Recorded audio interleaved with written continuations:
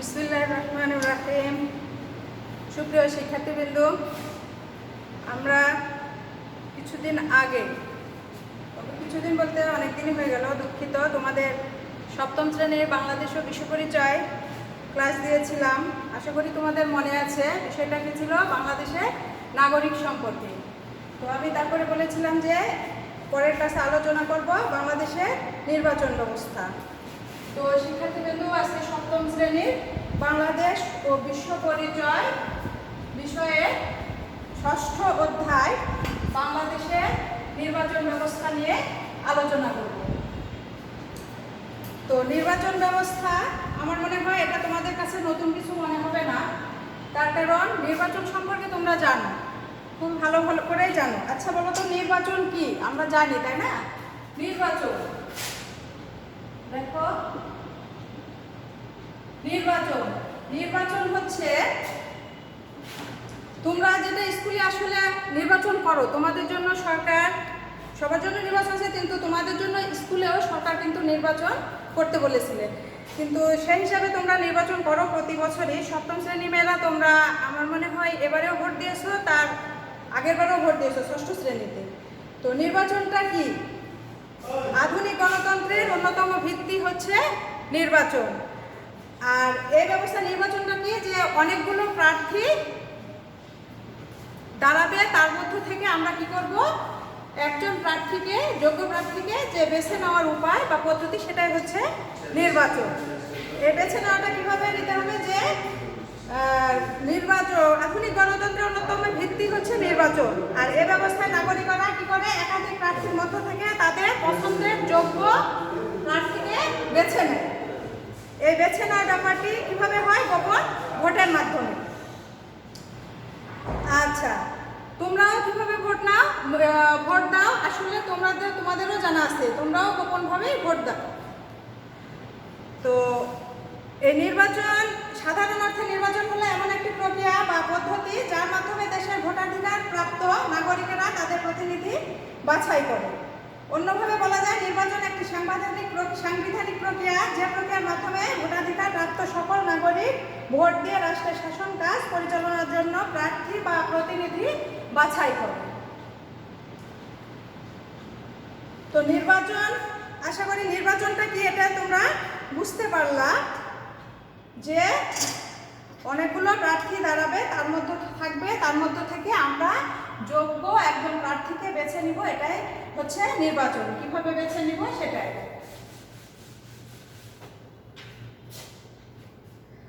এরপরে আসতে দেখো মেয়েরা, নির্বাচনের প্রয়োজনীয়তা।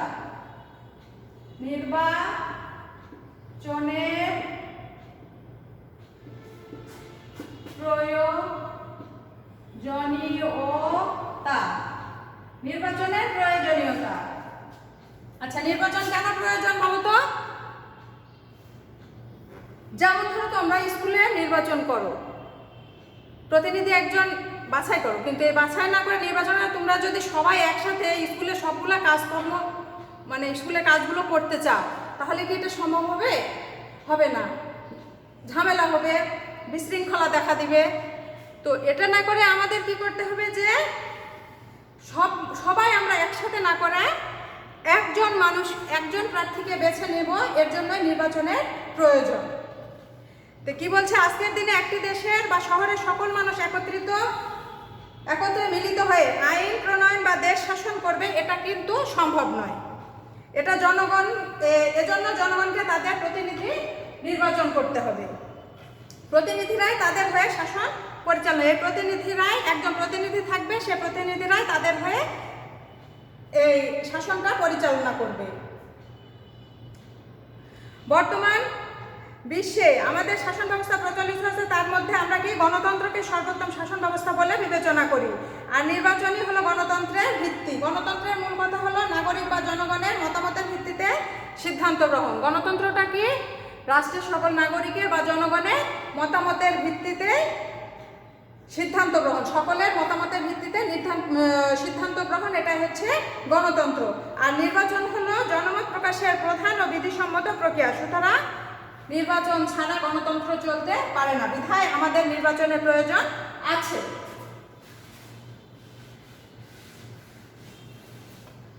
এরপরে আসবো মেয়েরা, দেখো নির্বাচন পদ্ধতি।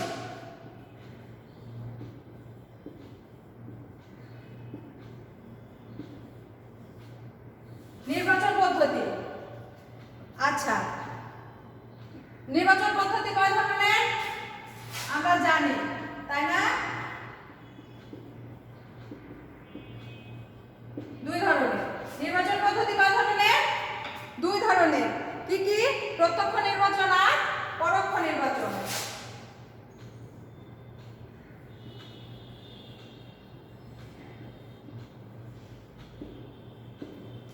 প্রত্যক্ষ নির্বাচন, প্রত্যক্ষ নির্বাচন আর পরোক্ষ নির্বাচন। প্রত্যক্ষ নির্বাচনটা কি? ও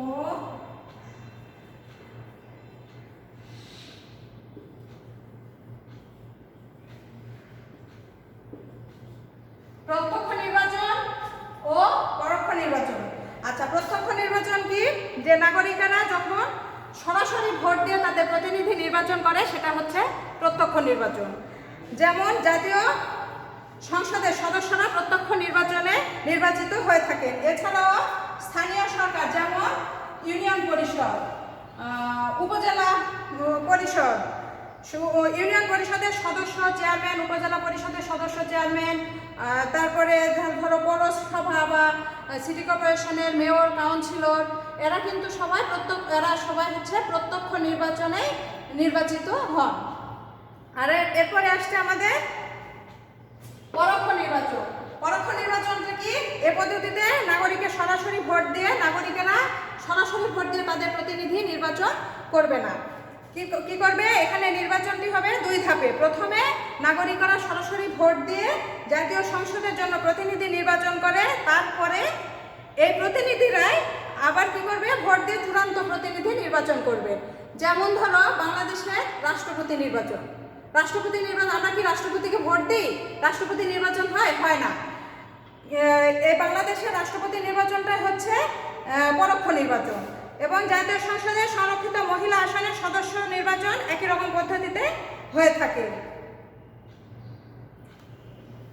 আর সাধারণ নির্বাচনের সময় নাগরিকরা ভোট দিয়ে জাতীয় সংসদের সদস্যদের নির্বাচিত করেন। আর এই নির্বাচিত প্রতিনিধিরা তখন রাষ্ট্রপতি নির্বাচন করেন।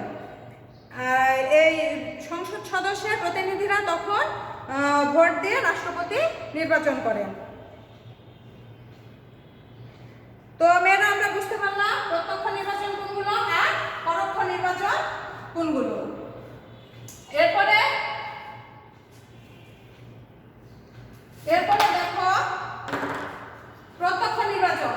এটাই প্রত্যক্ষ নির্বাচন ও পরোক্ষ নির্বাচন। প্রত্যক্ষ নির্বাচন কোনগুলো আমি আলোচনা তোমাদের করে দিলাম, যে সরাসরি যেগুলো ভোট দেওয়া হয়, জাতীয় সংসদ নির্বাচন, ইউনিয়ন পরিষদের সদস্য চেয়ারম্যান, উপজেলা পরিষদের চেয়ারম্যান সদস্য এবং সিটি কর্পোরেশন বা পৌরসভার মেয়র, এগুলো হচ্ছে প্রত্যক্ষ নির্বাচন। রাষ্ট্রপতি নির্বাচন, এগুলো হচ্ছে পরোক্ষ নির্বাচন। আচ্ছা, প্রত্যক্ষ নির্বাচনটা দেখো কি?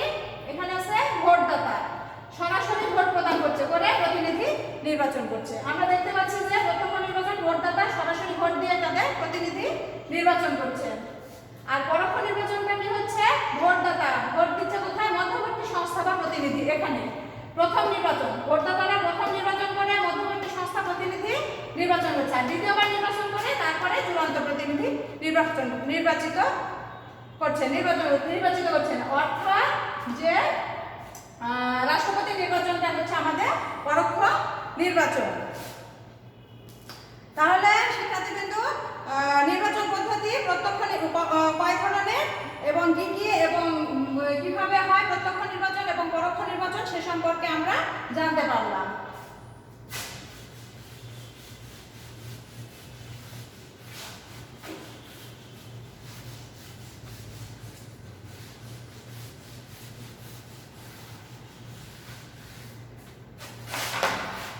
এরপরে আসবে বাংলাদেশের জাতীয় ও স্থানীয় পর্যায়ের নির্বাচন প্রক্রিয়া।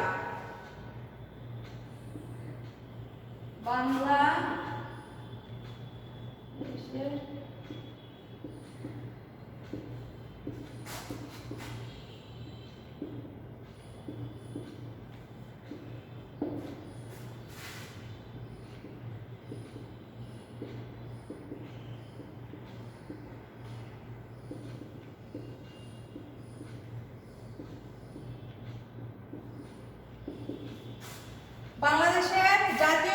স্থানীয় পর্যায়ের নির্বাচন প্রক্রিয়া।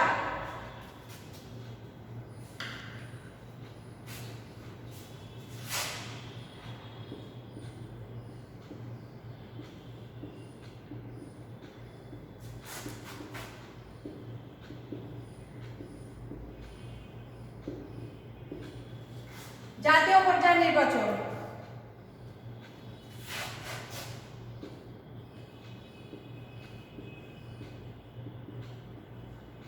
জাতীয় সংসদ নির্বাচন। জাতীয় পর্যায়ের নির্বাচন, দেখো জাতীয় সংসদ নির্বাচন। জাতীয় পর্যায়ে সাধারণত 3 ধরনের নির্বাচন অনুষ্ঠিত হয়। বাংলাদেশের আইন, আচ্ছা জাতীয় বাংলাদেশের আইনসভার নাম কি? মেয়েরা আমাদের গুরুত্বপূর্ণ জিনিস, যা বাংলাদেশের আইনসভার নাম কি? জাতীয় সংসদ। আমি লিখে দিচ্ছি, দেখো মনে রাখবা। জাতীয় সংসদ, বাংলাদেশের আইনসভার নাম জাতীয় সংসদ। আর এর সদস্য সংখ্যা কত? 350। সদস্য সংখ্যা কত? 350। দেশব্যাপী সকল প্রাপ্তবয়স্ক নাগরিকের সরাসরি ভোটের মাধ্যমে জাতীয় সংসদে 300টি আসনের সদস্য নির্বাচিত হন। এই নির্বাচিত সদস্যগণ আবার নিজেরা ভোট দিয়ে জাতীয় সংসদে 50টি সংরক্ষিত মহিলা আসনের সদস্য নির্বাচিত হন। এলাকা ভিত্তিক নির্বাচিত হলেও জাতীয় সংসদে 350 জন সদস্য সমগ্র দেশে প্রতিনিধিত্ব করে। তারাই দেশের আইন প্রণয়ন এবং অন্যান্য নীতি নির্ধারণী সিদ্ধান্ত নেন। এসব দিক বিবেচনা করলে এটি জাতীয় পর্যায়ের আমাদের সবচেয়ে গুরুত্বপূর্ণ নির্বাচন। আমাদের জাতীয় পর্যায়ের সবচেয়ে গুরুত্বপূর্ণ নির্বাচনই হচ্ছে জাতীয় সংসদ নির্বাচন, যেটা আমরা জানি। আর বাংলাদেশের আইনসভার নাম কি? জাতীয় সংসদ। এর সদস্য সংখ্যা কত? 350। আচ্ছা, 350 জন। আর এই 350 জন দেশব্যাপী কি হলো? প্রাপ্তবয়স্ক নাগরিকের সকল ভোটের ভিত্তিতে 300 জন আসনে, জাতীয় 300 জন আসনের সদস্য নির্বাচিত হন। আর 50 জন, এই 300 জন নির্বাচিত সদস্য ভোট দিয়ে জাতীয় সংসদে 50টি সংরক্ষিত আসনের সদস্য নির্বাচন করেন। এই 350 জন আসনের সদস্যরা এরা সমগ্র দেশে এলাকা ভিত্তিক নির্বাচিত হলো। জাতীয় সংসদে 350 জন সদস্য সমগ্র দেশে প্রতিনিধিত্ব করে।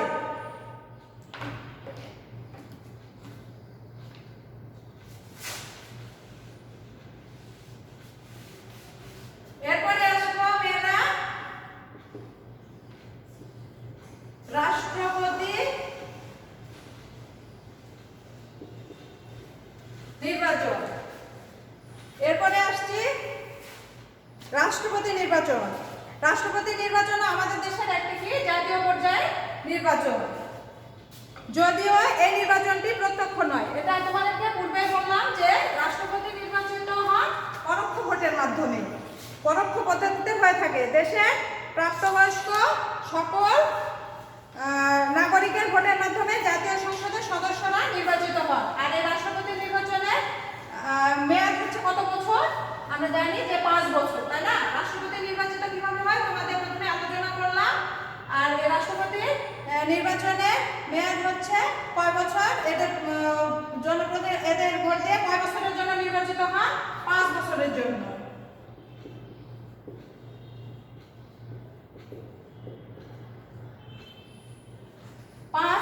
জন্য।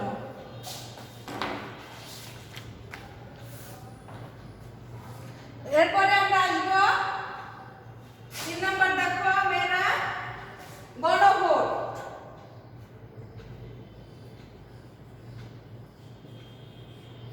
গণভোট আসলে তোমরা দেখেছো কি না? আসলে এটা আমরা দেখেছি ছোটবেলায়। দেশের কোনো গুরুত্বপূর্ণ বা নীতি নির্ধারণী বিষয়ে সরাসরি জনগণের মতামত গ্রহণ বা যাচাইয়ের জন্য যে ভোট অনুষ্ঠিত হয় সেটা হচ্ছে গণভোট। বাংলাদেশের সংবিধানের ৫ম সংশোধনীর মাধ্যমে গণভোট ব্যবস্থা বাতিল করা হয়েছে। ৫ম সংশোধনীর মাধ্যমে এই গণভোটটা বাতিল করা হয়েছে। তবে বিশ্বের অন্যান্য দেশে এই গণভোট ব্যবস্থাটা প্রচলিত আছে। গণব্যবস্থা চালু রয়েছে, গণভোট ব্যবস্থা চালু রয়েছে।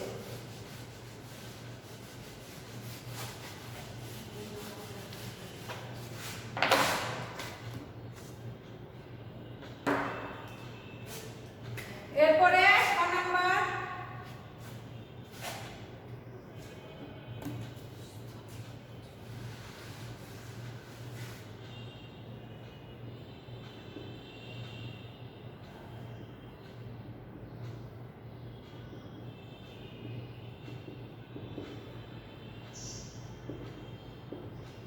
স্থানীয় পর্যায়ে নির্বাচন। স্থানীয় পর্যায়ে নির্বাচন মধ্যে কি রয়েছে দেখো, প্রথমে আমরা দেখব 1 নাম্বার ইউনিয়ন পরিষদ। আচ্ছা, ইউনিয়ন পরিষদ নির্বাচন। ইউনিয়ন পরিষদগুলো আসলে তোমরা মেয়েরা, আমাদের শহরে তো ইউনিয়ন হয় না, শহরে হয় হচ্ছে কি আমাদের সিটি কর্পোরেশন নির্বাচন বা পৌরসভা, যাই হোক এটা গ্রাম অঞ্চলে আছে ইউনিয়ন, ইউনিয়ন ভিত্তিক। এটা হচ্ছে একটা কি স্থানীয় পর্যায়ে নির্বাচন। বর্তমানে দেশে ইউনিয়ন কতটি আছে? মোট 4554টি।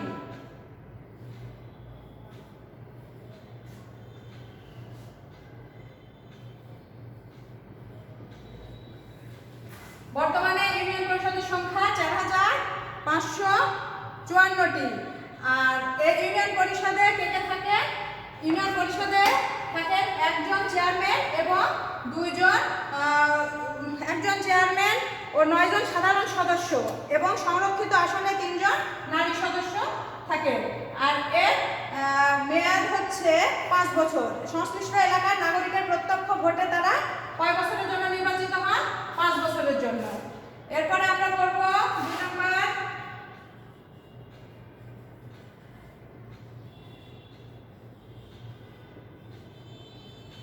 উপজেলা পরিষদ।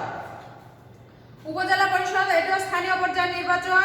বর্তমানে দেশে কয়টি উপজেলা আছে? 492টি। বর্তমানে উপজেলা কতটি আছে? 492টি। প্রতিটি উপজেলায় রয়েছে উপজেলা পরিষদ, একজন চেয়ারম্যান, 2 জন ভাইস চেয়ারম্যান থাকবেন উপজেলা পরিষদে। আর ভাইস চেয়ারম্যান 2 জনের মধ্যে একজন হতো নারী সদস্য। সংরক্ষিত নারী আসনে নির্বাচনের মাধ্যমে আসতে পারে। উপজেলা পরিষদের চেয়ারম্যান নাগরিকের প্রত্যক্ষ ভোটে 5 বছরের জন্য নির্বাচিত হবে। এরপরে আসবে আমাদের পৌরসভা।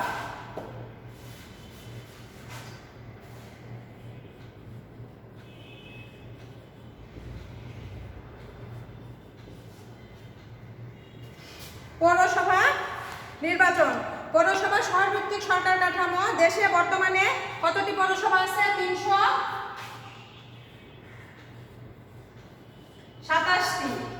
327টি পৌরসভা আছে। একজন মেয়র, কয়েকজন কাউন্সিলর ও সংরক্ষিত নারী আসনে কয়েকজন কাউন্সিলর নিয়ে পৌরসভা গঠিত হয়। তারা সবাই সংশ্লিষ্ট পৌরসভায় বসবাসরত নাগরিক বা ভোটারদের প্রত্যক্ষ ভোটে 5 বছরের জন্য নির্বাচিত হন। এরপরে আমরা আসব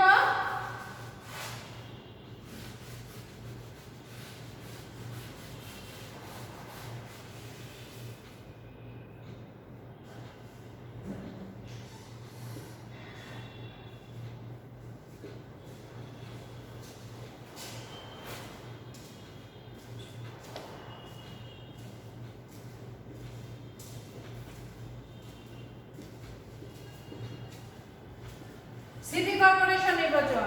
সিটি কর্পোরেশন নির্বাচনে বাংলাদেশে বর্তমানে কয়টি সিটি কর্পোরেশন আছে? 12টি।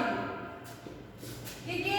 ঢাকা উত্তর, ঢাকা দক্ষিণ, চট্টগ্রাম, রাজশাহী, খুলনা, বরিশাল, রংপুর, গাজীপুর, নারায়ণগঞ্জ, কুমিল্লা, সিলেট ও ময়মনসিংহ। সিটি কর্পোরেশনের প্রধান কে?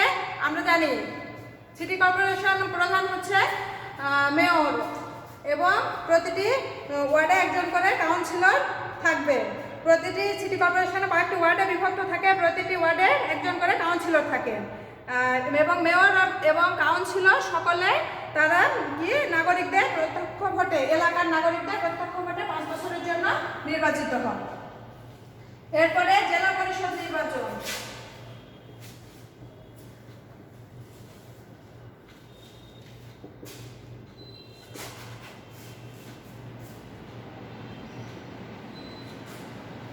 জেলা পরিষদ নির্বাচন 3টি পার্বত্য জেলা ছাড়া বাংলাদেশের বাকি 61টি জেলায় মোট জেলা কতটি মেয়েরা আমাদের জানা আছে, তাই না? যে মোট জেলা আমাদের 64টি। 3টি পার্বত্য জেলা ছাড়া 3টি পার্বত্য জেলা কি কি? খাগড়াছড়ি, রাঙ্গামাটি ও বান্দরবন। এই 3টা বাদ দিয়ে আমাদের হচ্ছে 61টি জেলা। একটি করে জেলা পরিষদ আছে। একজন চেয়ারম্যান, 15 জন সদস্য, সংরক্ষিত নারী আসনের জন্য 5 জন সদস্য নিয়ে জেলা পরিষদ গঠিত হয়। তারা সকলে পরোক্ষ নির্বাচনের মাধ্যমে নির্বাচিত হয়ে থাকে। এই জেলা পরিষদ নির্বাচনটা কিভাবে হবে? পরোক্ষ নির্বাচন।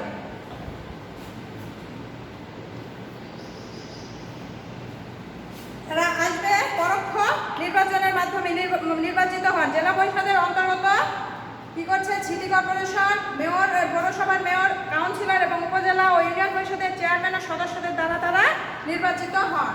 আর জেলা পরিষদের কার্যকাল কত? 5 বছর। এরপরে আসছে পার্বত্য জেলা পরিষদ।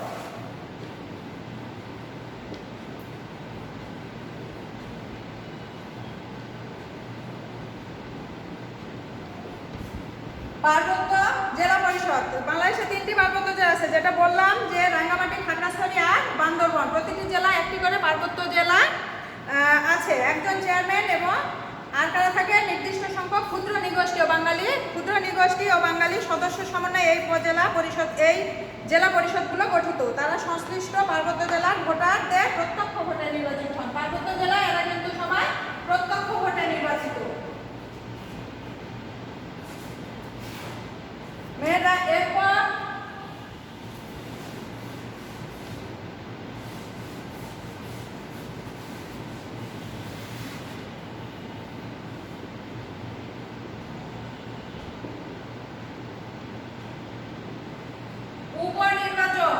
উপনির্বাচনটা কি?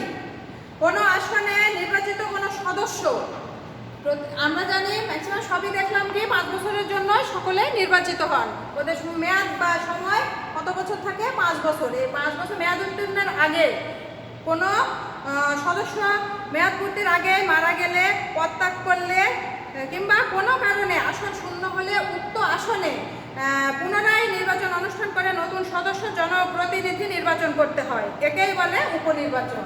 তার উপনির্বাচনটা কি? যে মেয়াদ পূর্তির আগে কোনো সদস্য মারা গেলে, পদত্যাগ করলে বা কোনো কারণে সেই আসনটা খালি হলে আরেকটা আবার নির্বাচন করতে হয়। এই নির্বাচনটা হবে কি? উপনির্বাচন। উপনির্বাচনটা কোথায় হতে পারে? স্থানীয় এবং জাতীয় উভয় পর্যায়ে হতে পারে। এটা স্থানীয় পর্যায়ে হতে পারে এবং জাতীয় পর্যায়েও হতে পারে।